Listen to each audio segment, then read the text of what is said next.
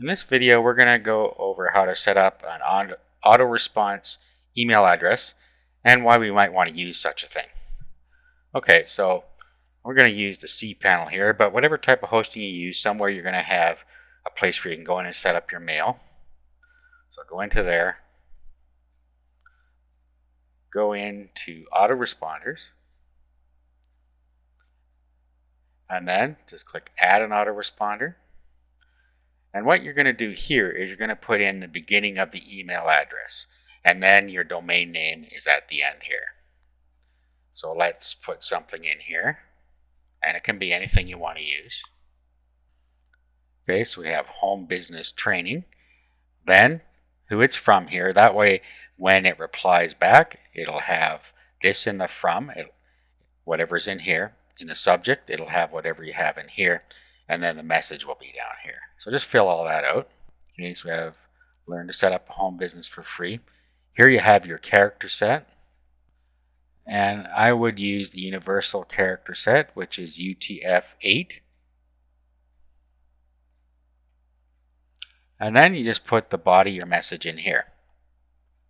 Now, since this is a one-off type of email that's going to go out, in here I would put a link to something else, depending on what you're doing. And this gets into our talk about why we might want to use one of these type of email addresses. Now, there are several things you could do.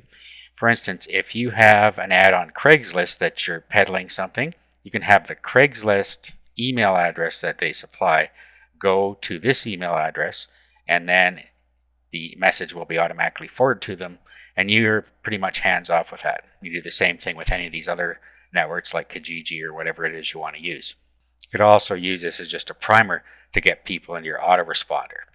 So that's why you might want to use one of these. So now we just put the body of our text in here. Okay, so I put my message in there. Now you notice there's this little box here that says HTML message. If you click the HTML message, then this is going to be HTML in here. And if you're going to put a link in it, you're going to need to format it in proper HTML format.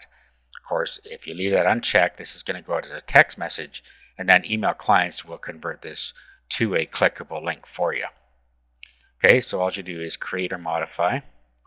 Okay, now here is our autoresponder email address. So if we were to email to there, we will get an instant message back. Let's give it a whirl here. Okay, so there we're to that email address. We'll just click send here.